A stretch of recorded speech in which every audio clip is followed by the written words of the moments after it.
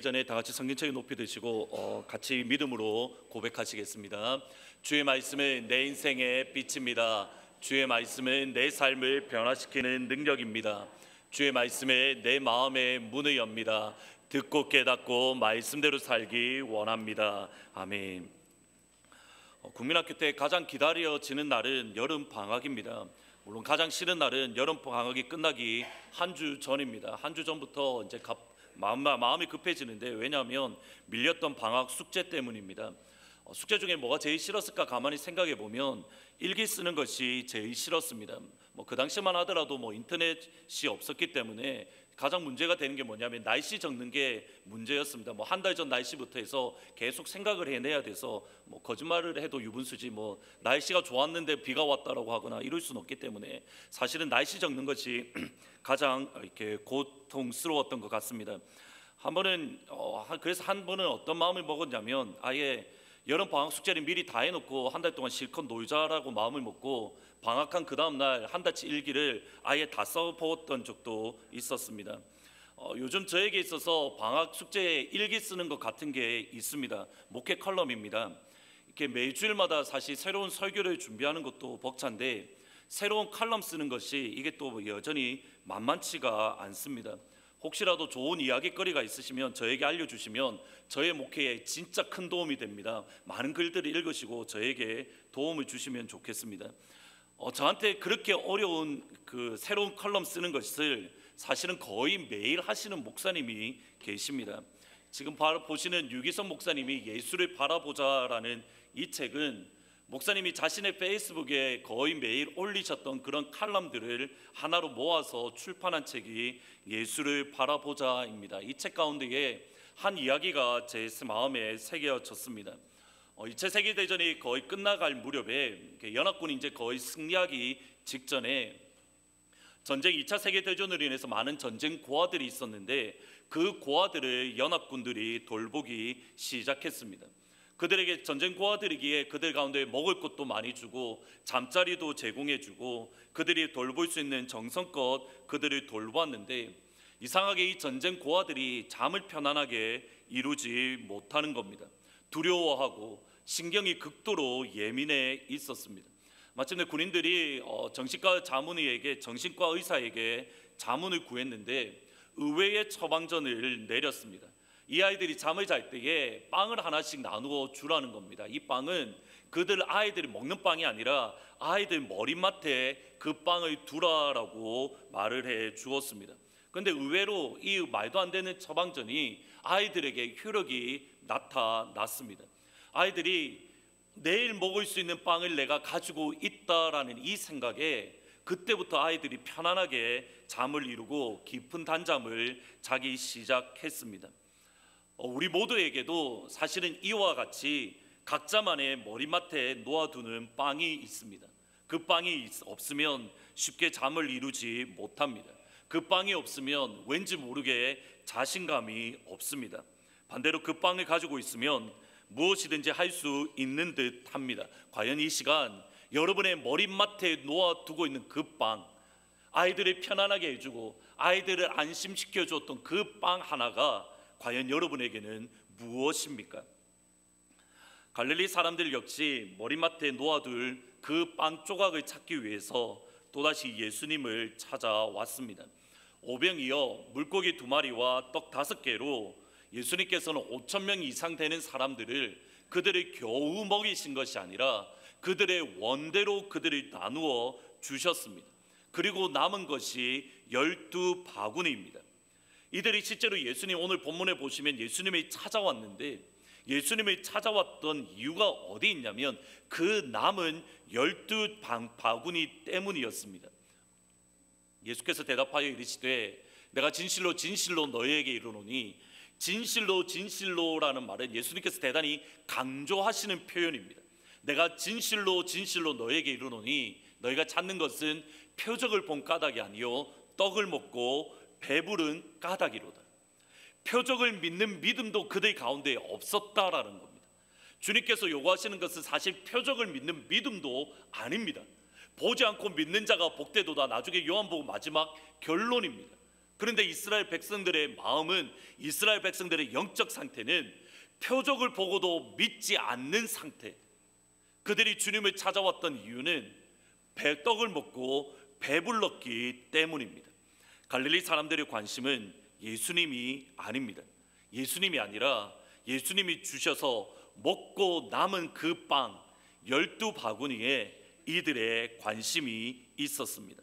다른 표현으로 하면 이들을 안심시켜주고 이들 가운데 평안한 마음을 주고 이들 가운데 자신감을 주는 것은 다름 아닌 돈이었고 다름 아닌 먹는 것이었습니다. 계속적으로 말씀을 드리지만 제 말을 오해하시면 안 됩니다. 돈이 필요 없다가 아닙니다. 돈이 정말 필요하십니다. 정말 진심으로 부탁을 드립니다.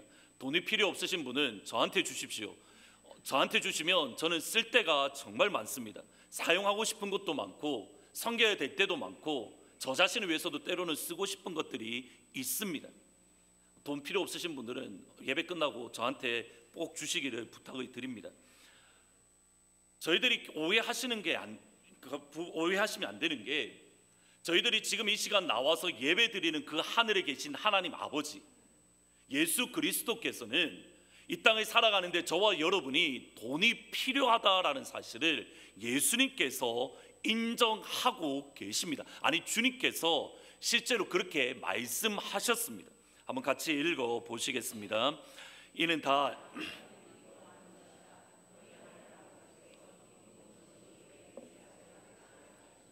여기 영어 성경을 보면 이 모든 것이라는 이 모든 것은 먹는 것, 입는 것, 자는 것, 뭐 오늘날 표현을 하면 돈이라고 해석할 수 있습니다. 너희에게 돈이 필요한 것을 하늘에 계신 아버지, 우리가 믿고 있는 하나님께서 아신다라고 말을 합니다. 그런데 영어 성경을 보면 우리 말에는 잘 번역되어 있지는 않은데 뭐라고 이야기하냐면 The Heavenly Father knows that you need them. need라는 단어에 조금 관심을 가지실 필요가 있습니다. 헬라어에도 need라는 단어가 있는데 뭐 헬라어 번역을 하면 have need, 필요성을 가지다라는 의미입니다. 여기서 필요하다라는 이 단어가 사용된 곳이 사사기 11장 7절입니다. 입다가 길라 장로들에게 이르되 너희가 전에 나를 미워하여 내 아버지 집에서 쫓아내지 아니하였느냐? 이제 너희가 환난에 당하였다고 어찌하여 내게 왔느냐 하니라. 사사기 11장의 이스라엘 백성의 상황은 암몬이라는 이방 나라에 의해서 이스라엘이라는 나라가 완전히 없어질 위기, 이제 완전히 멸망당할 위기, 그들이 그나마 가지고 있던 땅까지도 모두 빼앗길 절체절명의 위기입니다. 말 그대로 죽느냐 사느냐의 시간입니다. 그 상황을 입다가 뭐라고 이야기하냐면 너희가 환난에 당했다라고 표현을 합니다. 여기서 환난에 당하다라는 말이 조금 전에 보셨던 하늘에 있는 아버지께서 너희가 그것이 필요한 것을 아신다, 필요하다라는 단어와 똑같은 헬라어 단어입니다. 그러니까 하나님께서 우리에게 지금 만약에 당장 돈이 없고 먹을 것이 없고 입을 것이 없고 잠자는 곳이 없다면 마치 이스라엘 백성들이 멸망당하기 직전에 있는 그 상황과 같다라는 것을 하나님께서 알고 계십니다. 예수님께서도 당장 우리에게 돈이 필요하다는 것, 우리가 이 땅을 살아가면서 그 돈의 필요성에 대해서 인정하십니다. 그럼에도 당장 우리가 이것이 없으면 힘이 들고 우리가 망할 수도 있고 죽을 수 있는 위기 가운데 있지만, 절박한 상황 가운데에 놓여 있지만, 그리스도인에게 있어서 중요한 것은 그 돈과 먹는 것과 입는 것이 우리의 마음을 든든하게 해주는 힘이 아니라는 겁니다. 돈이 이 땅을 살아가면서 정말 필요한 수단이지만 그 돈이 우리의 힘이 되거나 우리의 능력이 되거나 우리가 붙잡아야 될 유일한 것이 아니라는 겁니다. 한 사람이 두 주인을 섬기지 못할 것이니 혹 이를 미워하고 저를 사랑하거나 혹 이를 중히 여기고 저를 경히 여김이라. 너희가 하나님과 재물을 겸하여 섬기지 못하느니라. 여기서 재물이라는 말은 헬라 말로 맘몬이라는 말인데 어원이 대단히 흥미롭습니다. 맘몬이라는 말에 어원이 따지고 들어가면 내가 신뢰하는 것, that in which we trust, 우리가 믿음을 가지고 있는 그것을 맘몬이라는 말로 번역을 합니다. 예수님께서 구체적으로 돈이라는 말을 하셨던 이유는 당시 이스라엘 백성들 가운데에도 돈이라면 모든 것이 되는 줄 믿었기 때문에, 소위 말하는 돈의 힘을 믿었기 때문에 돈과 하나님을 섬기지 못한다라고 분명하게 못을 박으신 겁니다. 단순히 돈의 문제가 아닙니다.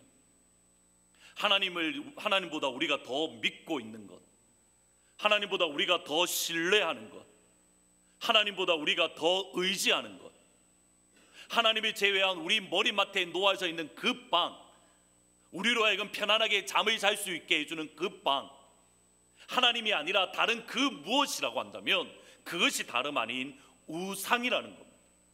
만약 여러분이 하나님보다 여러분의 사업을 의지하는 순간 그 사업이 우상이 되는 겁니다. 지금 내가 하고 있는 비즈니스를 문을 닫게 되면 나는 아무것도 할 수 없다라는 불안감에 매여 있다면 여러분이 하고 있는 그 비즈니스가 다름 아닌 바알과 아세라가 되는 겁니다. 지금 내가 가지고 있는 직장을 잃어버린다면, 내게 아무 소망이 없다라고 생각하는 그 순간 그것이 바알과 아세라입니다. 심지어 지금 제가 감당하고 있는 하트포드 제2장로교회 담임 목사직도 저에게 있어서 바알과 아세라가 될 수 있습니다. 우리의 자녀들 역시 마찬가지입니다. 오늘날에는 자녀가 우상이 되어 버렸습니다. 자녀를 위해서 무엇이든 다 해주려 합니다. 물론 잘못된 것이 아닙니다. 하나님께서 여러분에게 주신 은혜대로 우리의 자녀들에게 우리가 할 수 있는 보호와 우리가 할 수 있는 공급을 주어야 됩니다. 문제는 어디에 있냐면 이 아이를 위해서 우리가 보호와 또는 공급을 주는데 하나님보다 이 아이가 앞서는 순간, 우리가 믿고 있는 하나님 아버지가 최우선의 자리가 아니라 우리의 자녀가 최우선의 자리에 서게 되는 그 순간 하나님께서 우리에게 기업으로 주셨던 그 아이가 다름 아닌 바알과 아세라가 되는 겁니다. 한번 사무엘상 2장 29절 말씀 같이 읽어보시겠습니다. 너희가 어찌하여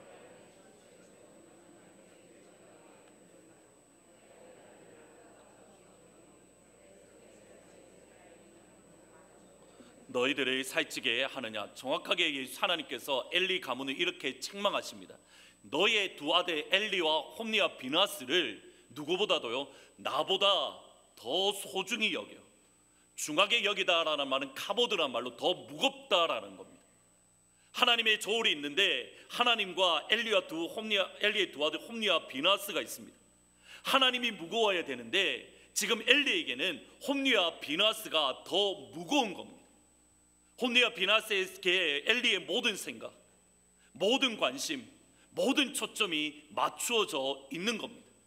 엘리의 두 아들 홈리와 비나스가 하나님의 제사를 무시하고 하나님의 경히 여기고 자기 마음대로 제사를 드리고 있는 그 상황 가운데에 하나님의 말씀대로 그를 강제를 치고 훈육하고 책망하고 바르게 해야 함에도 불구하고 그들의 홀이라도 마음을 상하게 할까봐, 그들의 홀이라도 아프게 할까봐, 그들이 홀이라도 상처를 받을까봐 하나님의 말씀으로 그들이 책망하지 못하고 그들이 징계하지 못하고 심지어는 그들을 하나님의 말씀으로 다스리지 못하고 그들이 하고자 하는 대로, 그들이 원하는 대로, 그들의 뜻대로 가만히 내버려 둘 때에 홈리와 비나스는 엘리에게 있어서 우상이 되었습니다.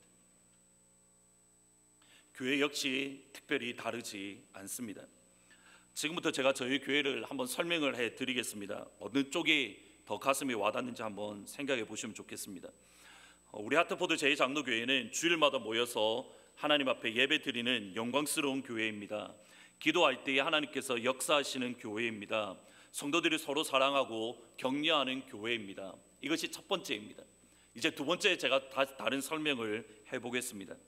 하트포드 제2장로교회는 주일 출석이 450명으로 1년 재정이 60만 불이고 선교 재정이 16만 불입니다. 예배당 건물과 교육관 건물 빌딩 2동이 있습니다. 여러분의 가슴에 확 와닿는 표현이 어떤 것입니까? 하나님 앞에 나와 예배 드리는 때 영광스러운 교회입니다. 이것이 가슴에 와닿습니까? 아니면 교회 건물이 2동이 있고 우리 예산이 이 정도고 우리가 모이는 성도가 이 정도입니다. 어느 것이 여러분의 마음에 가슴에 와 닿습니까? 여러분이 다른 곳에 이사를 갔는데 두 개의 표현을 동시에 들었습니다. 어느 쪽을 선택하시겠습니까? 계속적으로 말씀드리다시피 예수님 없는 교회가 가능합니다. 예수님 없는 교회가 가능합니다. 사실 설교 준비를 하면서 제 생각이 여기에 이르렀을 때에 또다시 하나님 앞에 회개했습니다. 사실은 이번에 여름 행사를 지나면서 특별히 단기 선교를 지나면서 제 가슴 속에 와닿았던 것들이 뭐냐면 사역의 선교를 제대로 조금 더 감당하기 위해서 조금 더 하나님 앞에 힘있게 감당하고 또 이 커네티켓 지역에 우리 교회가 영적인 영향력을 미치기 위해서는 제 마음속에 어떤 마음이 있었냐면 조금 더 수적으로 성장해야겠다라는 마음이 사실은 있었습니다. 지금도 물론 하나님의 은혜 안에서 부흥하기를 기대합니다. 그런데 더 영적인 영향력을 미치기 위해서 선교를 더 감당하기 위해서 수적으로 이제는 평균 300명이 작년만 넘어야겠다라는 마음도 품었고, 그리고 재정도 선교 재정이 조금 더 많아졌으면 좋겠다라는 마음을 품었습니다. 근데 설교를 준비를 하다가 제가 또다시 돌이켰습니다. 그것이 저에게 있어서 바알과 아세라입니다. 지난 주일날 2주 전에 설교를 말씀을 드렸던 것처럼 아무리 작은 인원이라 하더라도 아무리 작은 재정이라 하더라도 하나님의 손에 붙들리면 5,000명을 먹일 수 있습니다. 제가 입으로 설교를 그렇게 했는데 제 머릿속에는 딴 생각을 하고 있습니다. 제 마음속에는 엉뚱한 마음을 품고 있었습니다. 교회 사는 저에게 있어서도 이 정도라 이런 유혹이 있다면 이 땅을 살아가는 여러분 가운데에 얼마나 많은 바알과 아세라의 유혹이 있겠습니까? 정말 우리의 신앙생활에 있어서 하나님 앞에 고민하고 또 고민하셔야 됩니다. 하나님께서 여러분에게 선물로 주는 그것이, 하나님께서 여러분에게 은혜로 주신 그것이 우리에게 있어서 바알이 되면 안 되고 우리에게 있어서 아세라가 되면 안 됩니다. 기억하실 때마다 특별히 저를 위해서 기도해 주십시오. 제가 숫자의 함정에 빠지지 않도록, 숫자라는 우상에 제가 빠지지 않도록 특별히 저를 위해서 계속 기도해 주시기를 진심으로 부탁을 드립니다. 안 해주실 겁니까? 진심으로 부탁을 드립니다. 제가 만약에 숫자의 함정에 빠지면 누구 때문입니까? 더 이상은 말씀 안 드리겠습니다. 우리가 진정으로 머리맡에 두어야 될 빵은 그러면 무엇입니까? 진정 우리가 찾아야 될 빵이 무엇입니까? 한번 성경 말씀을 같이 읽어 보십니다. 예수께서 이르시되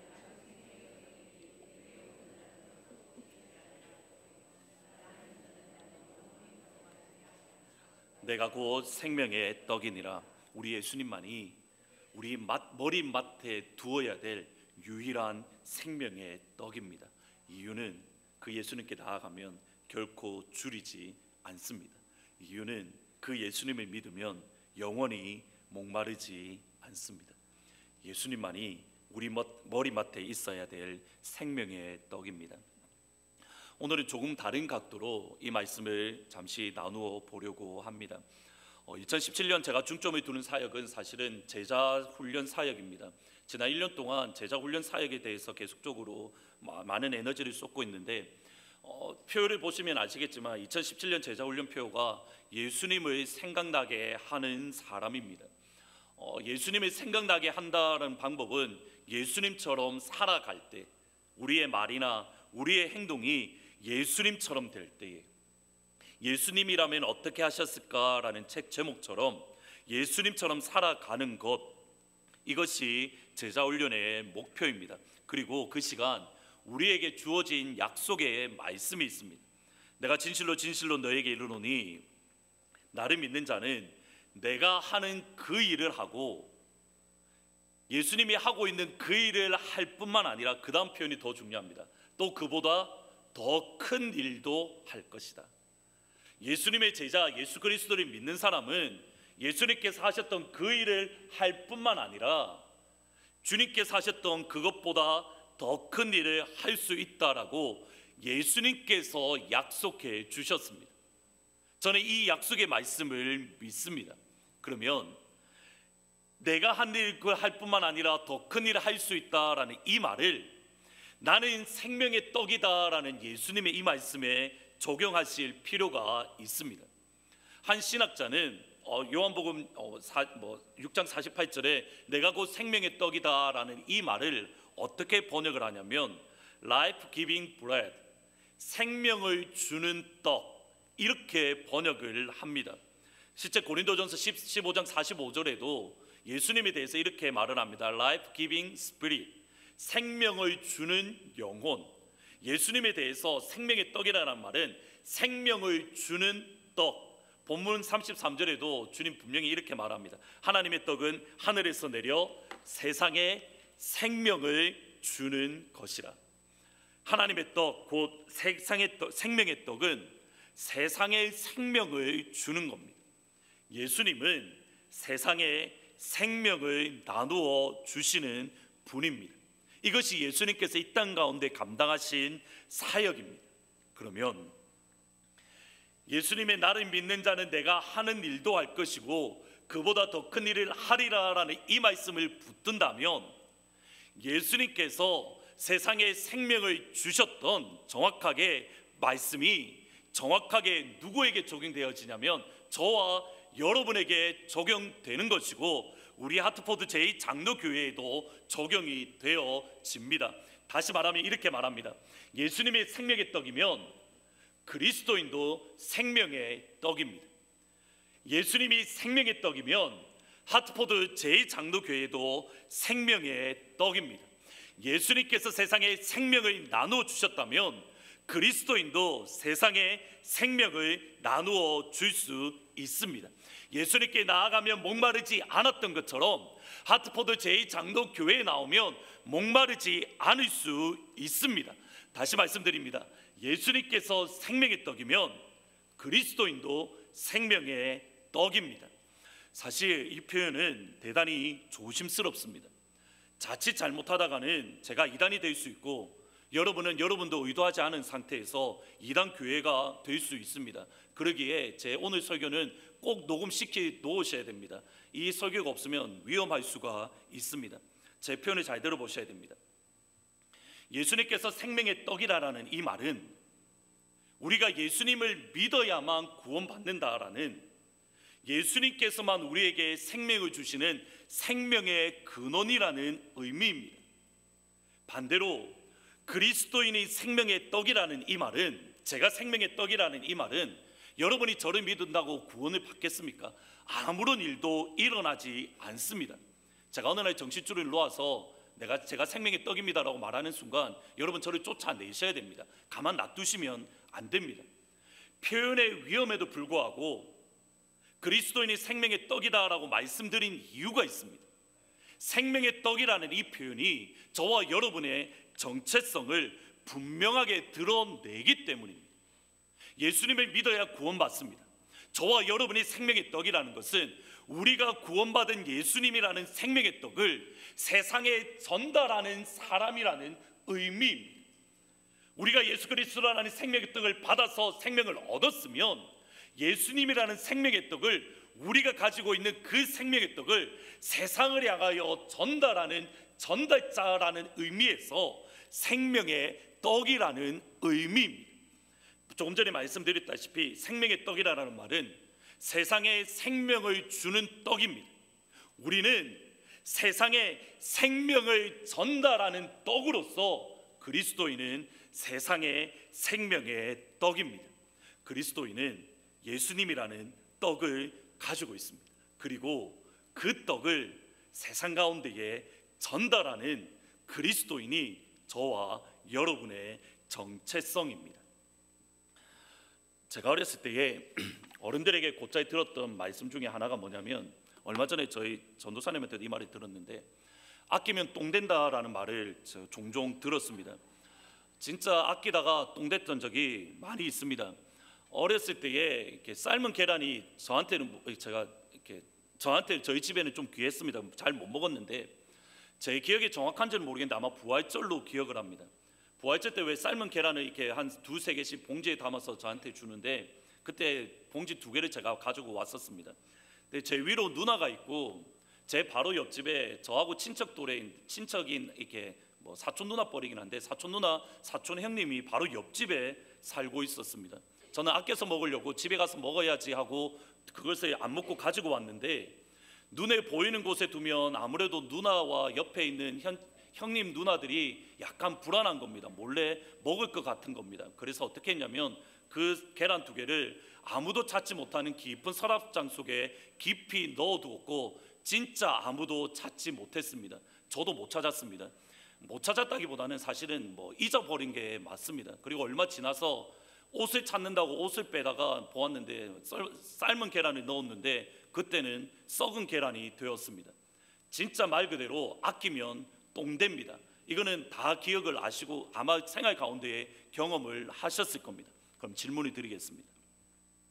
그리스도인은 예수님이라는 생명의 떡을 모두 받았습니다. 우리 눈에는 보이진 않지만 예수님이라는 생명의 빵, 정확하게는 빵이라는 표현이 맞는데 생명의 빵을 여러분이 다 가지고 계십니다. 그러면 그 생명의 빵을 여러분만 먹기 위해서 서랍장에 넣어두어야 되는 겁니까? 아니면 그 빵을 여러분도 먹을 뿐만 아니라 세상 가운데에 나누어 주어야 하는 겁니까? 우리에게 주어진 예수님이라는 생명의 떡은 우리만 먹고 배부르라고 주어진 것이 아닙니다. 우리 배를 불리기 위해서 예수님이라는 생명의 떡을 하나님께서 우리에게 주신 것이 아닙니다. 우리에게 주신 예수님이라는 생명의 떡은 세상을 향한 생명의 떡입니다. 33절 말씀에 보시면 분명히 세상을 향하여 생명을 주는 것이다 라고 말합니다. 나에게 예수님은 생명의 떡입니다. 예수님께 나아가면 우리의 주린 배에 만족함을 누릴 수 있습니다. 주님께 나아가면 영원히 목마르지 않습니다. 그러면 우리가 예수님께 나아가서 생명의 떡을 먹음으로 만족함을 누리고 하나님이 주시는 놀라운 은혜를 받아 누렸다면 하트포드에 살고 있는 모든 사람들에게도 예수님은 동일하게 생명의 떡입니다. 멕시코에 사는 멕시코 사람들에게도 생명의 떡이고 미국 땅에 사는 모든 사람들에게도 생명의 떡이고 아시아에 사는 사람들에게도 생명의 떡이고 아프리카에 사는 사람들에게도 예수님은 생명의 떡입니다. 생명의 떡이신 예수님을 세상 가운데 나누어 주라고 서랍장 깊은 곳에 넣어두는 것이 아니라 세상 가운데 그 생명의 떡을 나누어 주라고. 그 다음 잘 들으셔야 됩니다. 예수님은 여러분에게 만족을 주셨습니다. 세상 가운데 생명의 떡인 예수님을 증거하라고 하나님은 여러분 가운데에 영원히 목마르지 아니하도록 여러분 속에서 영생하는 물을 저와 여러분에게 허락해 주셨습니다.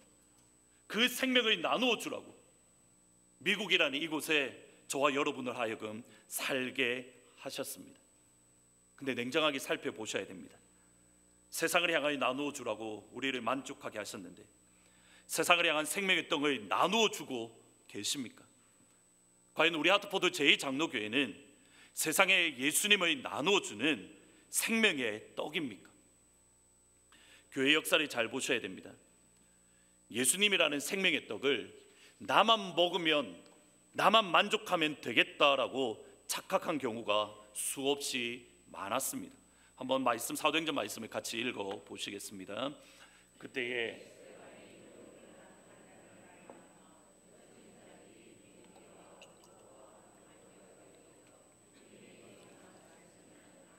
사도행전 11장 이 시점까지만 하더라도 그리스도인은 유대인에게만 복음을 전했습니다. 세상을 향한 생명의 떡인 예수님을 초대교회는 유대인들만을 위한 예수님, 우리만을 위한 생명의 떡으로 착각했습니다. 예수님 믿고 구원받는 것, 내가 예수 믿고 구원받아야 되고 나와 내 가족이 예수 믿고 구원받고 나와 언어가 통하고 나와 생각이 맞는 사람만 예수 믿고 구원받으면 되는 줄 착각했습니다. 언어가 통하지 않고 생각이 맞지 아니하는 그 사람들에게 왜 막 예수님을 전해야 되는지 불평했습니다. 초대교회의 성도들의 모습은 예수님을 서랍장 깊은 곳에 숨겨 두었습니다.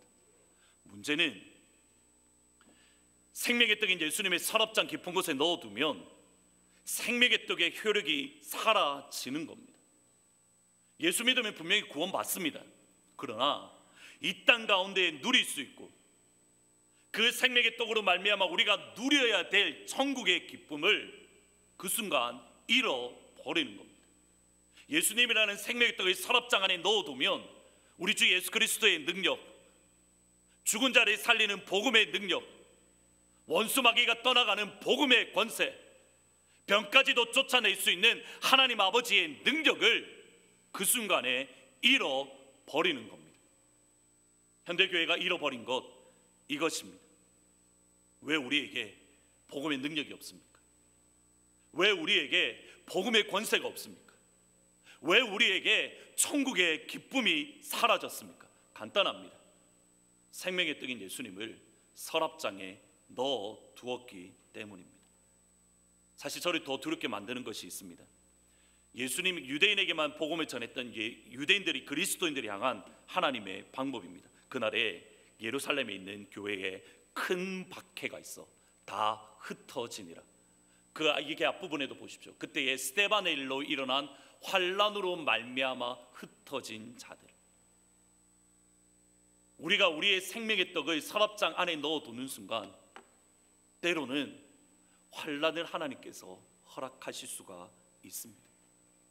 우리로 하여금 흩어지게 만들어서 어쩔 수 없이 전하게 만드는 것이 하나님의 방법일 수도 있습니다. 평양의 동방이 예루살렘으로 불렸습니다. 한 술집에 이런 글귀가 붙었습니다. 술집 주인, 어제 예수 믿음. 그렇도록 놀라운 역사가 일어났던 평양 가운데에 우리가 여전히 사모하고 있는 평양 대부흥운동의 발산지인 평양이 오늘날 우상이 가득한 곳이 되었습니다. 무엇 때문입니까? 복음을 서랍장 안에만 넣어 두었기 때문입니다.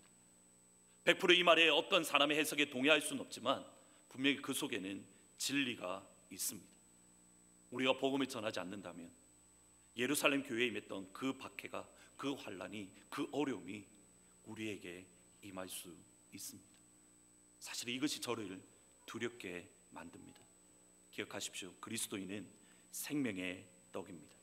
생명의 떡이신 예수님을 세상에 나누어 주는 예수님의 전달자입니다. 같이 한번 믿음으로 한 목소리로 고백하시겠습니다. 그리스도인은 생명의 떡입니다. 나는 생명의 떡입니다.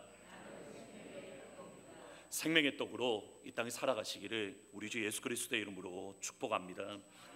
두 번째로 생각할 것은, 짧게 생각하실 것은 생명의 떡, 생명의 전달자로 살아가는 방법입니다. 51절 말씀을 같이 읽어 보시겠습니다. 나는 하늘에서 내려온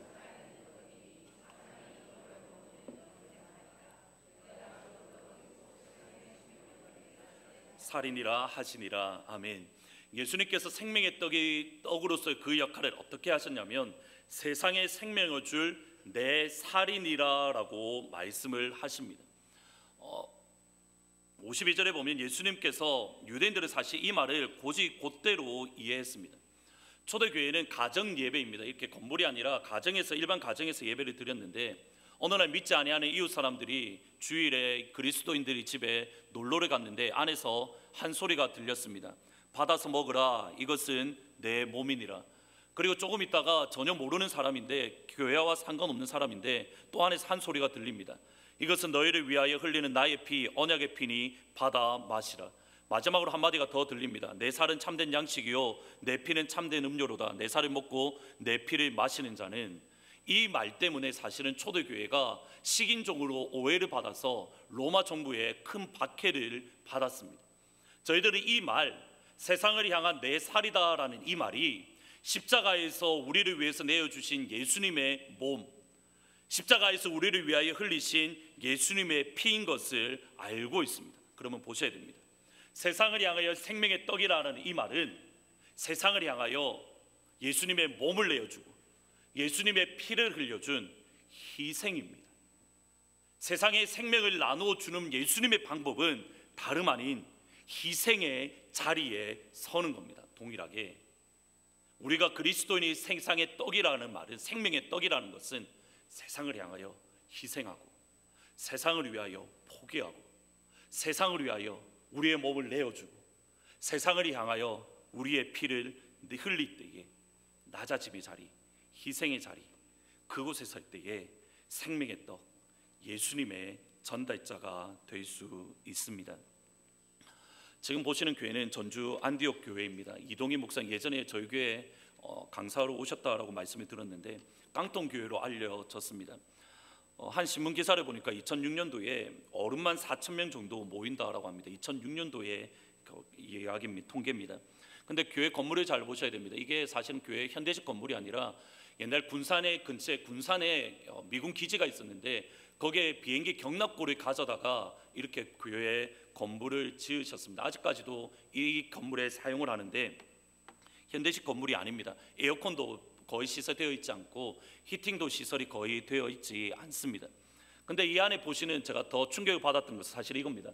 여기 의자가 보이시는데 이 의자가 어떤 의자냐면 새로 구입한 의자가 아니라 다른 근처 교회에서 버렸던 교회 의자들을 가지고 와서 여기 가운데에 가져다가 사용하고 있는 의자입니다. 이 교회 실천 강령이 있는데 그 중에 하나가 이겁니다. 교회 재정 11조 감사원금의 60%는 선교 사역에 감당한다. 제가 35사단 전주 바로 옆에서 군종 생활을 했는데 그때 제가 들었던 말이 이겁니다. 이동희 목사님은 개인 승용차를 가지고 있지 않고 버스 타고 다니신답니다. 고백이 이겁니다. 내가 조금만 불편하면 선교 더 할 수 있는데, 내가 조금 더 희생하면 선교 더 할 수 있는데, 이동희 목사님이 평생에 목회하시는 동안 강조하셨던 것이 두 가지입니다. 우리는 권리는 없고 의무만 있다. 그리고 또 하나 더는 불편하게 삽시다. 2007년에 책 제목이 나왔는데 책 제목이 이겁니다. 불편하게 삽시다. 선교하며 삽시다. 이것이 우리의 신앙의 모습이 되어야 됩니다. 사실은 우리 교회가 나아가야 될 방향 이겁니다. 불편하게 삽시다. 선교하며 삽시다. 우리가 조금만 불편하면, 우리가 조금만 어려우면, 우리가 조금만 희생하면 이 땅 가운데 많은 영혼들이 구원받는 역사가 일어날 수 있습니다. 우리가 조금만 불편하게 살면 되는 겁니다. 죽고 사느냐의 문제가 아니라 조금만 불편하게 살면 되는 겁니다. 우리 하트포드 제2장로교회의 목적이 여기에 있습니다. 여기에 보시면 오늘 드디어 붙였는데 이게 딱 안에 들어가 있어서 여기 계신 분들은 안 보이실 것 같은데 하트포드에서 땅끝까지, 하트포드에서 땅끝까지, 이게 우리 교회의 존재의 목적입니다. 이거 쉽게 이루어지는 것 아닙니다. 불편하게 살 때에, 불편하게 이 땅을 살아갈 때에, 못 먹어서 죽는 게 아니라 불편하게 살아갈 때에 땅끝까지 주의 복음이 증거되는 겁니다. 과연 하나님께서 여러분 가운데에 어떤 마음을 주십니까? 우리가 조금만 더 옛날 옷을 입고, 우리가 조금만 더 불편하게 살고, 우리가 조금만 더 검소하게 살면 죽었던 영혼 살아날 수 있습니다.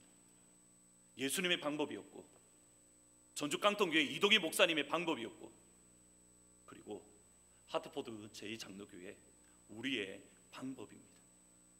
이러한 우리 교회가 되기를 진심으로 축복합니다. 잠시 같이 한 목소리로 기도하시면 좋을 것 같습니다. 기도하시는데,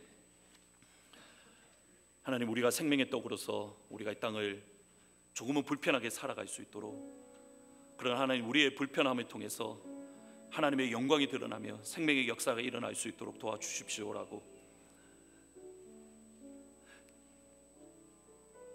여러분이 당장 먹고 살기 어려운데 하나님 앞에 헌신하라는 말이 아닙니다. 우리가 먹을 수 있는 것 하나님께서 공급해 주시고 그 외에 조금만 불편하면 되는 겁니다. 하나님, 우리를 긍휼히 여기시고 우리를 생명의 떡으로 부르셨사오니 전주 깡통교회의 그 표가 우리의 삶의 모토가 될 수 있도록 하나님 도와주십시오라고. 그래서 우리 교회 유지하는 데 마음을 쏟고 빼앗기는 것이 아니라, 아니 필요합니다. 유지하는 데 마음 뺏기는 것이 아니라 조금은 더 복음 전하고 생명 전하는 우리 교회가 되게 해달라고 말씀을 생각하시면서 잠시 기도하시겠습니다. 기도하십니다. 살아가시는 아버지 하나님, 도우시고 은혜 베푸시기를 원합니다. 하나님, 우리를 긍휼히 여기시고 우리를 불쌍히 여겨주십시오. 조금은 더 불편하게 살게 하시고 조금은 더 생명 전하는 데 우리의 마음과 우리의 생각을 쏟을 수 있도록 하나님 도우시기를 원합니다. 풍요의 땅은 또 좋은 땅에 우리로 하여금 살게 하셨는데 우리의 삶과 우리의 인생 가운데 함몰되어 버리진 않았는지 되돌아봅니다. 그러나 아버지 하나님, 이제는 주의 복음 전하고 예수님의 생명의 떡으로 우리가 이 땅을 살아갈 수 있도록 주님 도와주십시오. 언제까지 우리만 바라보며 우리만을 유지하기 위해서 이 땅을 살아가겠습니까? 하나님, 바라기는 하나님께서 우리에게 부르신 부름의 사명, 하트포스트에서 땅끝까지 이 사명 붙들고 살아갈 수 있는 우리 귀한 교회가 될 수 있도록 하나님 역사해 주옵소서. 아버지, 우리가 조금만 불편하면 많은 생명들이 구원받는 것을 우리가 알고 있음에도 우리의 마음이 조금 더 좋은 것에 마음을 뺏기고 있고, 조금 더 편안한 것에 마음을 뺏기고 있고, 조금 더 안락한 것에 우리의 생각을 빼앗기고 있지는 않은지 이 시간 되돌아봅니다. 조금 불편하더라도 생명의 떡으로서, 세상 가운데 생명을 증거해야 될 생명의 떡으로서 우리가 살아갈 수 있도록 축복하여 주옵소서. 우리가 믿고 섬기는 예수님조차도 이 땅 가운데 살아가실 때에 머리 둘 곳조차 없다라고 하셨는데, 하나님께서는 우리에게 머리 둘 곳도 주셨고 날마다 이루어갈 양식도 주시고, 근데 아직까지 무언가 부족하다라고 불평한 우리의 모습을 버리게 하시고, 예수 그리스도의 복음을 위해서 이제는 불편하게 살며 예수 그리스도의 복음을 위해서 조금은 내려놓는 우리 교회가 될 수 있도록 주님 인도해 주옵소서. 그래서 하트포드에서 땅끝까지 이 표대로 우리가 살아가는 하나님을 기쁘게 하는 교회가 되게 우리를 붙잡아 주옵소서. 예수님의 이름으로 기도합니다.